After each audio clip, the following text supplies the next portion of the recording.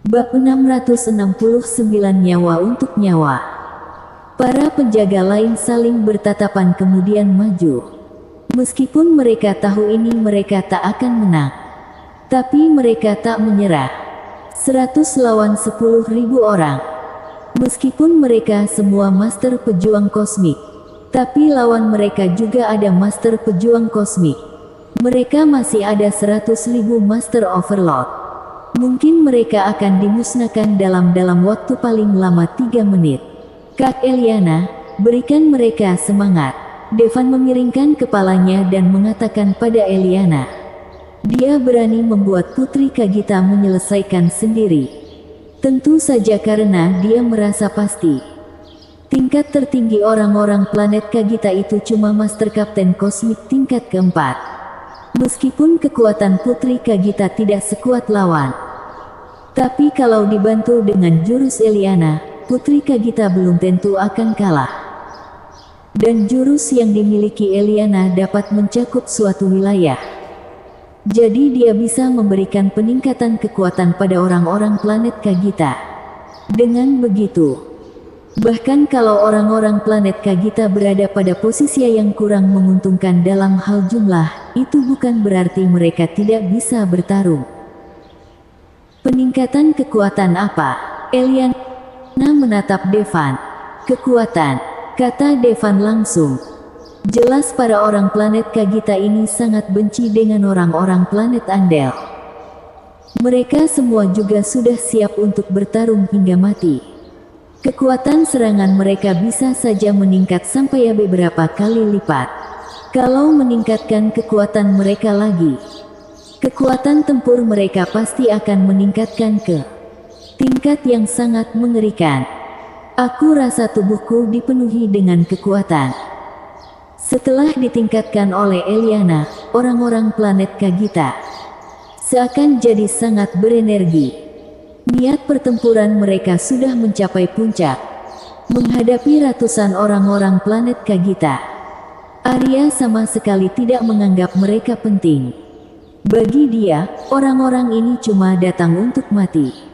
Cuma 100 master prajurit kosmik dan master kapten kosmik tingkat ketiga saja berani melawannya. Mereka punya puluhan master pejuang kosmik. Master murid kosmik mereka bahkan mencapai 1000 lebih orang. Tapi, begitu mereka bertempur, Arya langsung kaget. Meskipun Putri Kagita cuma seorang master kapten kosmik tingkat ketiga, tapi kekuatan yang dia keluarkan itu sangat kuat. Kekuatannya tidak kalah hebat dengannya, bahkan lebih kuat darinya. Apa yang terjadi? Kekuatanmu, bagaimana bisa jadi kuat sekali? Karena kecerobohan Arya, dia langsung mengalami kerugian besar di pertemuan pertama mereka keduanya. Dia menahan dirinya dengan paksa agar tidak memuntahkan darahnya. Putri Kagita tentu tidak menjawabnya. Dia langsung menyerang ke arahnya. Jangan remehkan aku. Kekuatan aturan, buta. Arya langsung sadar ada yang tidak beres. Kekuatan Putri Kagita sudah ditingkatkan oleh aturan kosmik peningkatan kekuatan. Kekuatannya sudah melampaui lawan. Tapi dalam aspek lainnya, Kagita jelas tidak bisa melampaui dirinya. Aturan kosmik Arya itu buta. Ini adalah salah satu aturan yang sangat kuat. Meskipun master pejuang kosmik tidak perlu melihat dengan mata waktu bertarung. Sama seperti 100 master pejuang kosmik bintang Kagita yang lainnya, Devan juga tidak sembuhkan mata mereka. Namun mereka tetap bisa bertarung. Namun itu tetap berdampak pada kekuatan tempur mereka. Bagaimanapun, kalau sudah terbiasa melihat dengan mata lalu tiba-tiba tidak bisa menggunakan mata dan perlu menggunakan cara lain untuk melihat dunia ini, maka seseorang tidak mungkin bisa mengerahkan 100% kekuatan tempurnya. Dalam sekejap, pandangan Putri Kagita langsung jadi hitam. Dia tidak bisa lihat apapun. Seolah-olah dia kembali ke masa waktu dia dipaku di dinding. Dan aturan Arya juga bisa mempengaruhi orang-orang Putri Kagita. Tidak cuma Putri Kagita, Seratu Master Pejuang Kosmik planet Kagita juga terpengaruh oleh jurus Arya. Dengan begini, kecepatan Putri Kagita sudah di bawah kecepatan Arya. Bahkan kekuatan Kagita lebih kuat dari Arya. Kehilangan matanya, Putri Kagita sama sekali tidak bisa melawan. Satu serangan untuk menghabisimu. Setelah melepaskan aturan kosmiknya, Arya sama sekali tidak memberikan waktu pada Putri Kagita untuk beradaptasi. Bagaimanapun, Putri Kagita itu seorang Master Kapten Kosmik.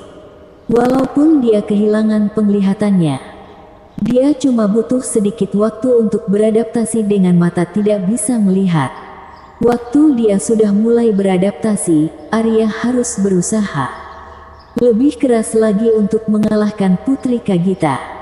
Tapi sekarang, karena barusan Putri Kagita jadi buta, Arya langsung melancarkan serangan kuatnya. Itu bisa langsung membunuh Putri Kagita dalam hitungan detik. Kekuatan ilahi, taring setan. Detik berikutnya, tubuh Arya muncul di belakang Putri Kagita. Taring hitamnya sudah mengarah ke punggung Putri Kagita. Taring hitam itu langsung menembus punggung Putri Kagita sampai depan dadanya. Senyuman kemenangan langsung muncul di wajah Arya. Aturan buta dan kekuatan lahi taring setan itu pasangan yang sempurna. Aturan buta bisa membuat lawan kehilangan penglihatannya. Sedangkan taring setan bisa muncul secara diam-diam di belakang lawan.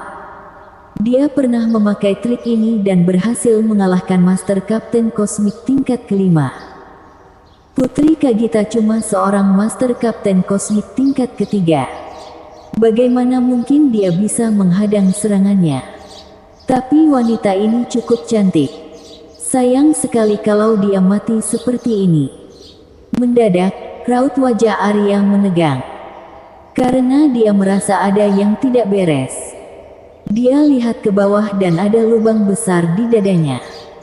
Dia bahkan bisa lihat organ dalam dari lubang itu. Bagaimana bisa? Dia kebingungan. Dia bingung, dia jelas sudah berhasil melakukan serangannya secara diam-diam.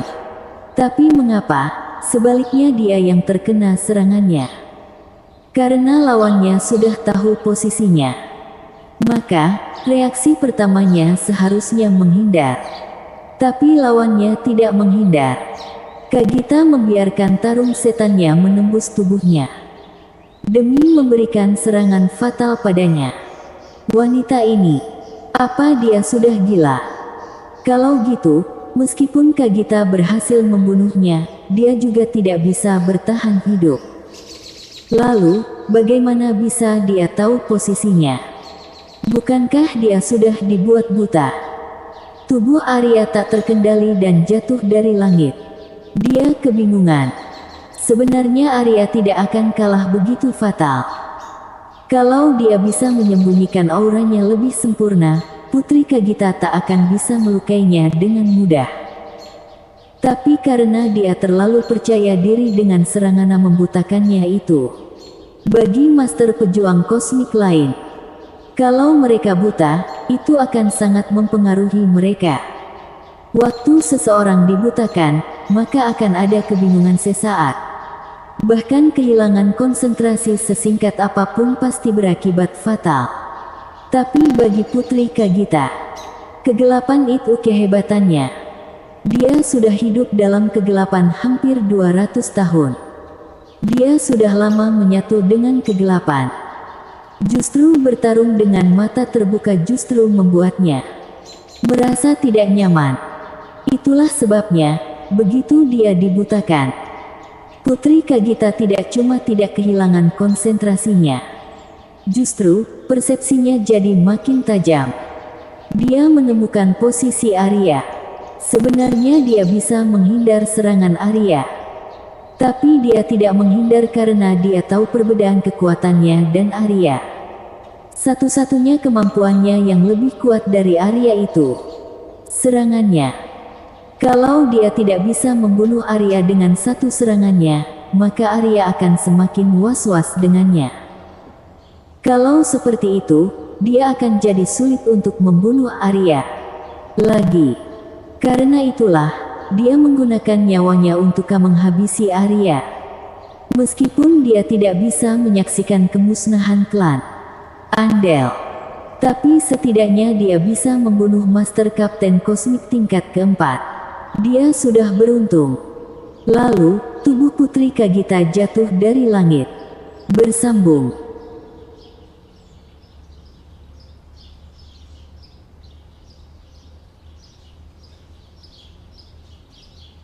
Bab 670 Pilar Kreasi. Putri Kagita tahu dirinya akan mati. Tetapi dia tetap tersenyum. Putri merasakan napas Putri Kagita yang melemah. 100 pengawalnya langsung mengeluarkan tangisan yang menyedihkan. Habisi dia, balaskan dendam sang putri. Awalnya mereka sedang bertarung dengan kemarahan yang tidak berkesudahan. Kini mereka makin marah dan kekuatan mereka makin meledak. Di sisi berlawanan, pemimpin mereka sudah dikalahkan. Tentu semangat mereka akan menurun drastis. Dengan cepat, kelompok yang terdiri dari 100 orang ini benar-benar berhasil bunuh 100.000 orang dari lawan sampai mundur. Master pejuang kosmik banyak yang kalah. Namun, saat Putri Kagita jatuh dari langit, ada satu sosok yang muncul di bawah. Sosok itu menangkapnya. Dia itu Devan. Minum ini. Devan menyerahkan sebotol darah Kirin lagi. Tidak, jangan sia-siakan darah ini, ujar Kagita sambil geleng kepalanya dengan pelan. Dia tahu dia sudah terluka parah. Serangan taring setan lawan sudah menghancurkan sebagian besar organ dalamnya. Sebagian besar meridian di tubuhnya sudah rusak. Dia sudah tak terselamatkan. Aku bilang aku akan membawamu menyaksikan musnahnya klan Andel, maka aku pasti akan membawamu menyaksikannya. Namun Devan dengan arogan membuka botol darah itu kemudian menyuapkan darah di dalam botol itu pada Kagita. Energi darah Kirin benar-benar kuat. Tetapi sangat sulit untuk memulihkan luka Kagita saat ini. Terlebih organ-organ internal dalam tubuhnya sudah mengalami luka berat. Terutama jantungnya, hampir 90% jantungnya sudah rusak. Dalam keadaan normal, dia membutuhkan darah Kirin sampai beberapa liter untuk menyelamatkannya. Devan tidak bisa menyelamatkannya cuma dengan darah Kirin. Kagita menelan darah Kirin sambil menatap Devan dengan matanya yang indah. Pria ini sangat muda, tetapi dia sangat kuat. Dia memiliki pesona yang tidak biasa. Setelah melihat Kagita minum darah Kirin, Devan menggenggam tangannya dan mengatakan padanya, "Aku bilang, organ tubuhmu yang rusak dan darah yang mengalir keluar akan kembali ke posisi semula." Waktu Devan selesai bicara, sebuah kekuatan misterius langsung muncul. Kagita merasa darah dan dagingnya benar-benar berkumpul ke tempatnya semula. Mereka masuk ke dalam tubuhnya secara otomatis. Organ-organ tubuhnya yang rusak benar-benar menyatu kembali. Apa ini aturanmu? Keterkejutan yang kuat muncul di mata indah Kagita. Meskipun dia seorang Master Kapten Kosmik, dia juga sudah lihat banyak jurus alam semesta dalam tipe penyembuhan. Namun dia belum pernah melihat jurus alam semesta yang ajaib seperti ini. Di bawah efek ganda dari darah Kirin dan aturan kosmik milik Devan, Putri Kagita langsung pulih dalam sekejap. Sebenarnya ini keberuntungan Putri Kagita. Devan tak terlalu terampil menggunakan aturannya. Begitu ada kesalahan yang terjadi, hasil yang tidak terduga bisa saja terjadi. Kecuali di situasi yang khusus, pada dasarnya Devan tidak akan menggunakan jurus ini pada orang yang penting baginya. Namun, kalau dia tidak bereaksi, maka Putri Kagita pasti akan mati. Lebih baik ada efek sampingnya dari mati. Merasakan napas Putri Kagita yang kembali normal, Ke-100 penjaganya langsung penuh semangat. Putri tidak mati, putri tidak mati. Putri Kagita bergabung kembali dalam pertempuran. Saat ini, lawan mereka tidak ada lagi yang memiliki tingkat Kapten Kosmik. Putri Kagita bergabung dan membunuh mereka semua. Kagita, kumpulkan setetes darah mereka semua. Devan teriak ke arah Kagita. Kagita tahu Devan akan memakai roulette penentu kematian. Itulah sebabnya, dia menyuruh para pengawalnya untuk mengumpulkan semua darah mereka. Dengan bantuan aturan Eliana, ke-100 orang ini berhasil memusnahkan 100.000 orang. Mereka sendiri bahkan tidak percaya bahwa mereka akan berhasil melakukan hal ini. Dan darah dari semua orang klan Andel juga sudah berhasil dikumpulkan kecuali mereka yang sudah diledakkan secara langsung. Waktu berhasil mengumpulkan darah mereka semua. Ternyata darah mereka semua mencapai 1 tangki besar. Devan langsung memasukkan roulette penentu kematian ke dalam tangki itu. Roulette penentu kematian itu seperti hidup kembali. Sekilas, roda itu sudah menyerap semua darah yang ada di tangki besar itu. Kemudian, ada api hijau yang mulai membakar puluhan ribu orang. Tidak hanya 100.000 orang yang dibawa Arya ini tewas. Semua kerabat terdekat dan garis keturunan mereka juga terbunuh, namun, ada lebih banyak anggota klan Andel yang datang. Sekarang, total populasi di planet Andel itu 100 miliar. 100.000 orang yang tewas sama sekali tidak berpengaruh. Tak lama kemudian, ada puluhan ribu orang yang tiba lagi. Kali ini, Devan tidak membiarkan orang-orang planet Kagita untuk bertarung sendirian. Dia juga bergabung dalam pertarungan ini. Alasan dia membiarkan orang-orang planet Kagita membunuh 100.000 orang sebelumnya sendirian karena dia sudah memperkirakan kekuatan para orang-orang planet Kagita. Kalau ditambahkan dengan jurus peningkatan kekuatan dari Liana, maka mereka dapat sepenuhnya memusnahkan mereka. Sekarang, pihak lawan yang tiba makin banyak. Kekuatan mereka juga akan lebih kuat. Ada beberapa dari mereka yang Master Kapten Kosmik. Kalau dia membiarkan orang-orang planet Kagita bertarung sendiri, maka orang-orang planet Kagita akan dimusnahkan oleh kelompok itu. Devan langsung maju dan menyerang beberapa orang paling kuat lawan dengan tongkat batu di tangannya. Orang-orang yang diserang Devan itu Master Kapten Kosmik. Yang paling lemah itu Master Kapten Kosmik tingkat pertama. Yang terkuat sudah mencapai Kapten Kosmik tingkat kelima. Melihat Devan menyerbu ke arah mereka, semua Master Kapten Kosmik langsung mengeluarkan senjata mereka. Senjata-senjata ini senjata lahi surgawi. Senjata mereka semua hampir mencapai senjata tingkatan kosmik. Meskipun artefak ilahi tidak punya aturan kosmik dan tidak bisa meningkatkan kekuatan mereka, tetapi peningkatan kekuatan ilahi senjata ini sangat mengerikan. Pada dasarnya, senjata yang digunakan oleh Master Murid Kosmik cuma artefak ilahi. Untuk mendapatkan artefak ilahi, mereka paling tidak harus mencapai tingkat Jenderal Kosmik atau Mayor Kosmik. Bisa dibayangkan betapa berharganya senjata-senjata ini. Tidak diragukan lagi bahwa artefak ilahi ini ditempa menggunakan emas hijau setelah menghancurkan planet Kagita. Bisa dibilang kalau senjata kuat ini ditukar dengan nyawa orang-orang planet Kagita yang tak terhitung jumlahnya. Mereka bisa saja memberitahu para penghuni planet Kagita untuk meninggalkan planet mereka. Namun para penghuni planet Kagita belum tentu mau. Selain itu, tujuan utama klan Andel itu emas hijau kaisar. Cuma emas hijau kaisar saja yang bisa menyempurnakan senjata yang mengandung aturan kosmik.